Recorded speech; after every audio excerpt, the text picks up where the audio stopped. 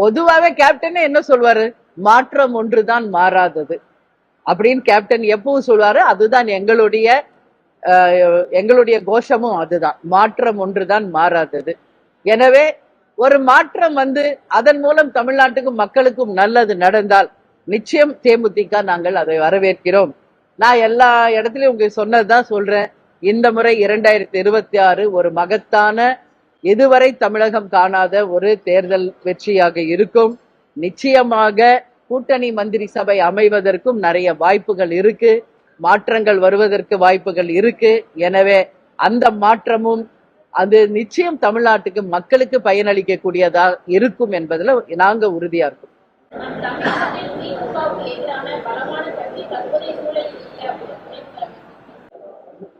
அவங்க அப்படிதான் சொல்லுவாங்க. இன்னைக்கு அண்ணன் எடப்பாடியார் பார்த்தா அவர் பேசுற கூட்டத்துல அதிமுக தான் இன்னைக்கு மகத்தான கூட்டணி அமைக்கும் அவர் சொல்றாரு.